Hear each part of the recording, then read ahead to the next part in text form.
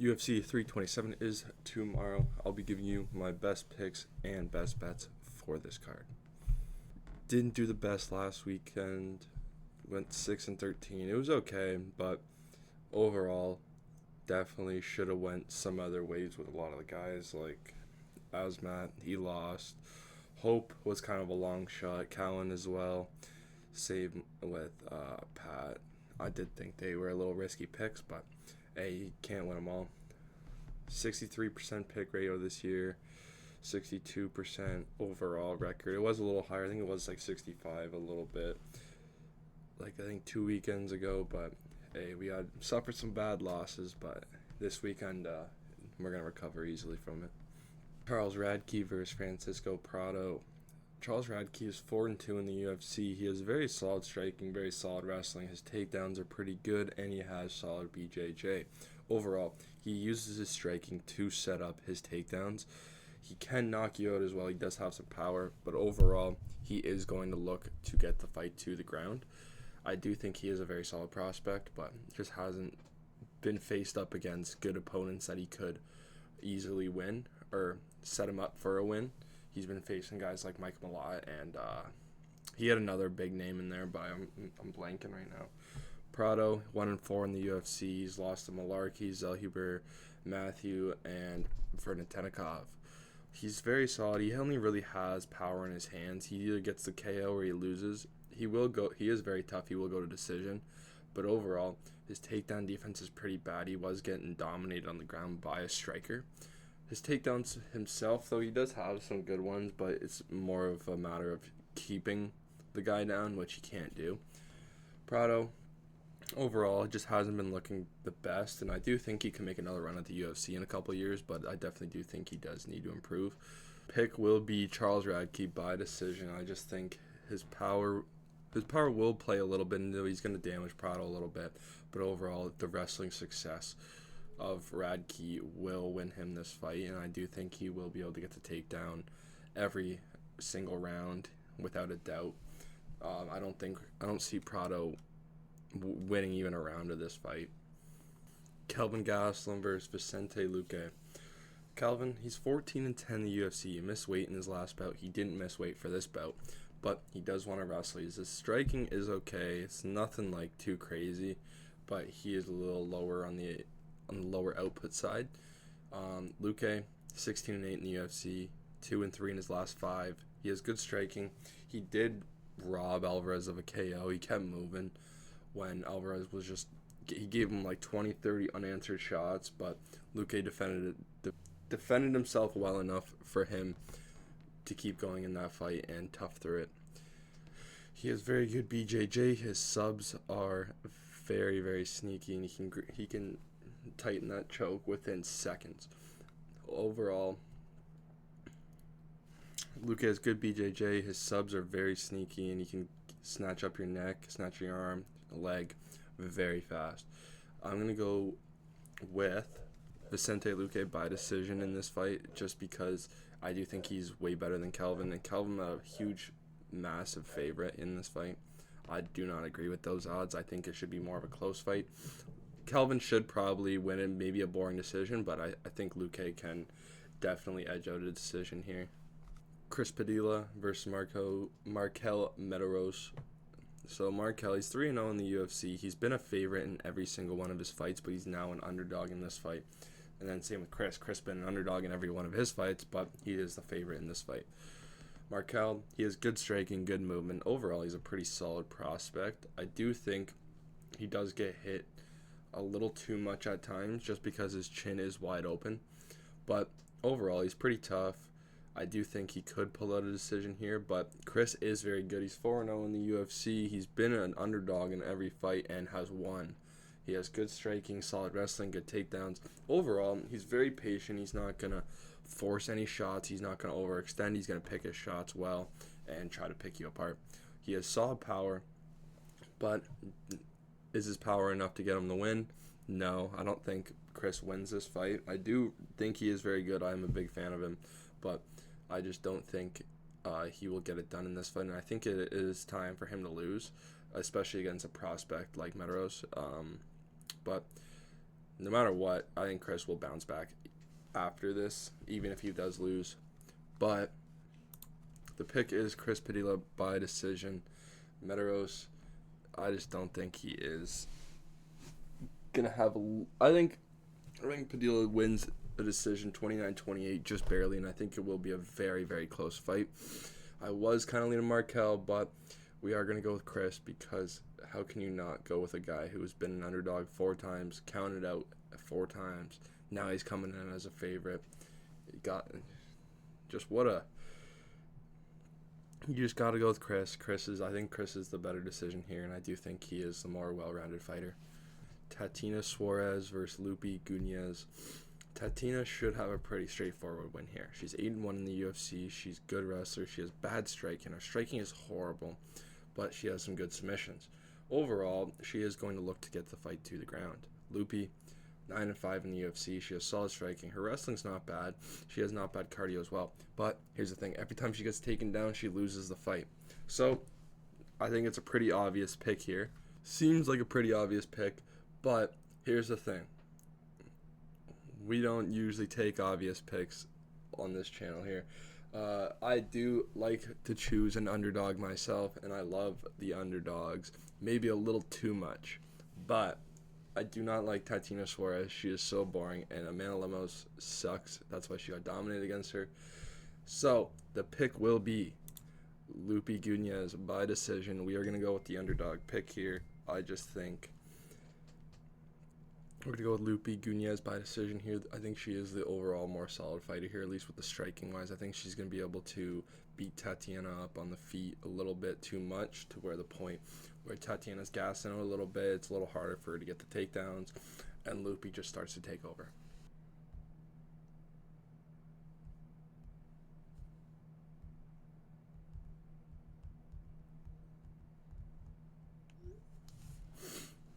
Gamrot, Esteban Mijovic. So Gamrot, he's very good not prospect, but a good contender, you'd say. He's 8-4 in the UFC. He's never been knocked out in his professional career.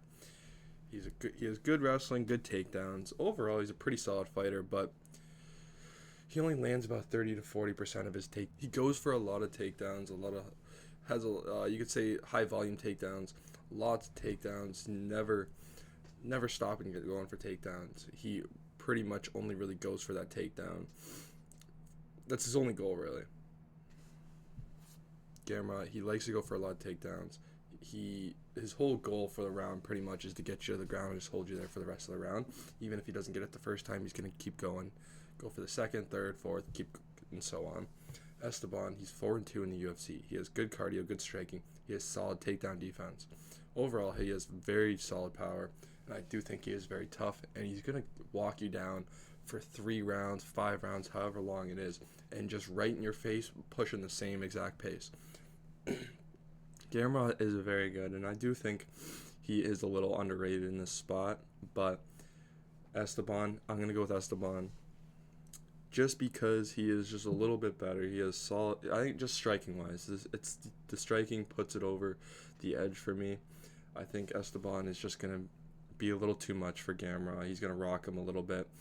Gamrot had issues against Hooker, and if you're having issues against Hooker, who is you could easily take him down, then that's kind of a bad sign, and I'm going to go with the better MMA math. Doesn't work, but we're going to use a little bit of MMA math here, and Esteban is 10 times what Dan Hooker is, so we're going to go with Esteban Mijovic by decision.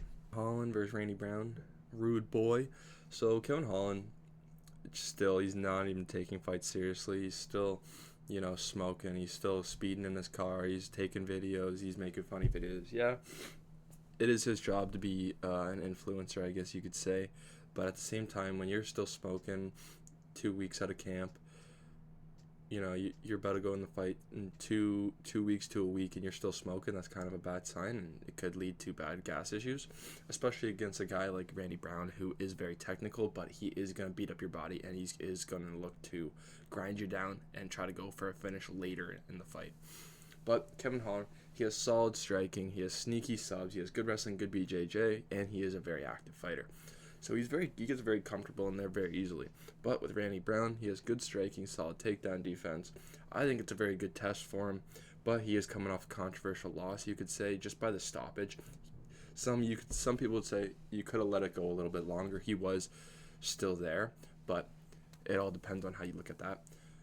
But Randy Brown has the better striking here. Wrestling and BJJ wise, maybe not, but this is why it's a good test for him. And I do think Kevin Holland stands a chance, but I am leaning Randy just due to being overall better. But the pick will be Randy Brown by decision, just because his striking, I think, will be a little bit too much for Kevin Holland.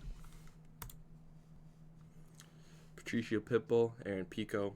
So this was a very hard fight to judge, just because Pitbull is 1-1 in the UFC.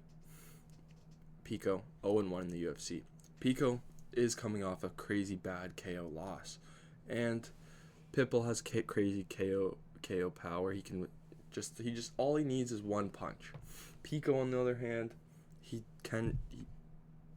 will need one punch as well, but his striking's not bad. I just think he focuses a little bit too much on the wrestling and allows his chin to be open, and Pitbull, I think, will take advantage of that. And Pitbull being so patient and letting his opponent kind of come to him, I think he will be able to find Pico's chin, and him being a plus 300, plus 400 underdog in this fight is completely disrespectful.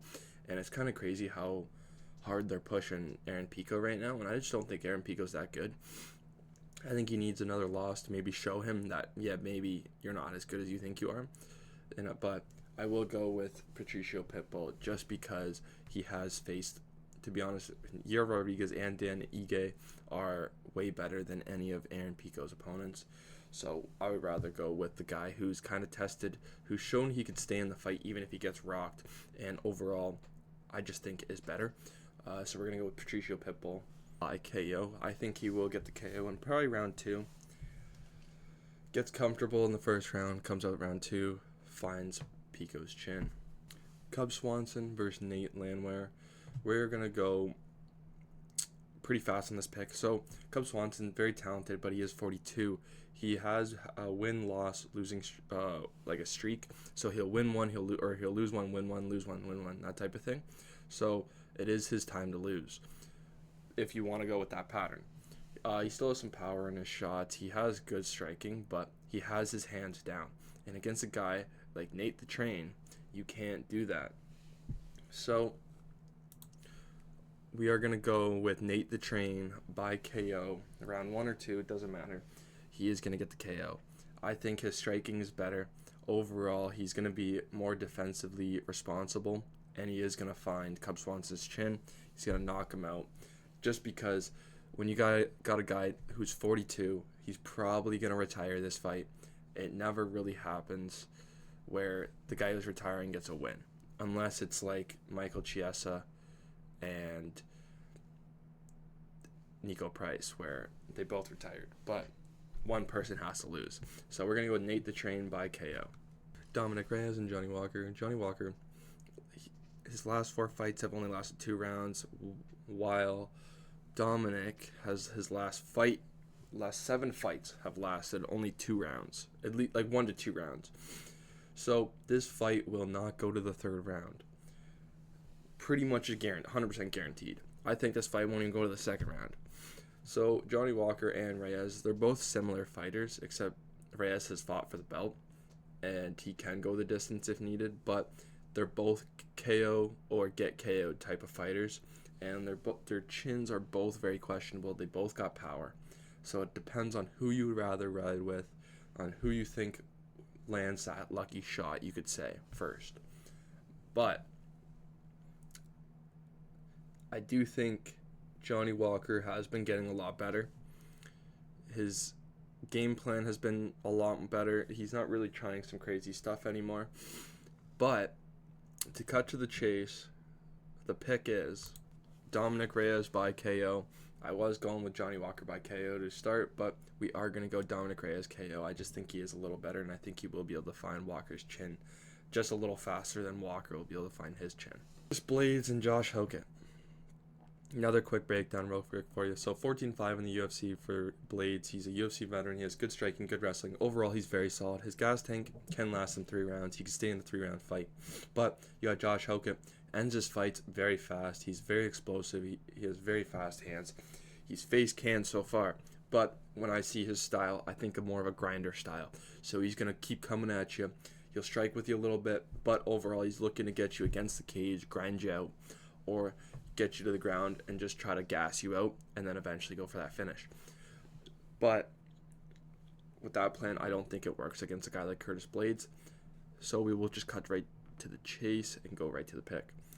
The pick is Curtis Blades by KO. I think Blades is just a little bit better, and I think he will show that why he's a veteran in the UFC and why he's been in the UFC for so long and why he's faced all the guys he's faced. So pretty much Curtis Blades is the pick by KO. I'm going to guess round 1. I think he just goes out there and starches Hockett. Hockett's been doing something. He's doing hard drugs or something, because he is just saying some crazy stuff right now, and I don't even know what he's going on about. But him going after Yuri, not a good look, and I think he gets starched just because I think he's a little too much. I think he's worried too much about promoting the fight than actually going in there and fighting. Azamat and Paulo. Azamat has crazy KO power. He has been tested once. He's gone to the decision, but here's the thing. I don't think he's been tested as opponent-wise. I think Paulo Costa has very good striking. He's very tough, and I overall think he goes out there and puts it on Azamat, and I think he actually really tests Azamat. I don't think he gets knocked out here, but the obvious pick is Azamat, but we'll just get right into my pick. My pick is Paulo Costa by decision. I think Paulo is going to be very tough for Azamat. He's going to try to put Paulo out of there, but here's the thing. Paulo's going to eat all his punches and eventually edge a decision win. All right, we got Yuri, and we got the GOAT, Carlos Ulberg. All right. Ulberg is 9-1 in the UFC. His technical striking, very good power, doesn't rush his strikes, and he's going to look to walk you down. If you walk him down, he will oblige, and he doesn't mind. He's still going to find that one-punch KO anyways. Yuri, 6-2 in the UFC. He's never gone the distance in the UFC. He is good, but very weird striking style. He has a solid gas tank. His wrestling's pretty good, but he's very dangerous. He can get a finish at any moment in the fight. But will he knock out Carlos Ulberg? Yes, he will. Yuri Prochazka by KO is the pick. I think Yuri is going to go out there, show Carlos that he needs to learn a little bit more. Yuri's going out there, bringing that belt back for his daughter to, the Czech Republic or Russia? But yeah, Yuri Prochazka is going to bring that belt back for his daughter, and he is going to do it in a dominant fashion, going out there, knocking Ulberg out. Ulberg's going to try to go for an uppercut. He's going to come over with a big right and just knock him out. So my last week's lock parlay did not hit. Barboza moneyline hit, but Duncan didn't come through, and Moicano got the win. Moicano looked very good in that fight. Have to give it to him. No complaints losing there. The lock of the week this week is Reyes' fight to not start round 3, and Swanson versus Nate Landwehr to end by KO. And that will be plus 178, plus like 200, 300 if you can get like a profit boost depending on what betting platform you're on. But it all depends. So that will be the lock of the week. Hope you guys enjoy the fights tomorrow. And another video will be out next week, probably around Wednesday, Thursday.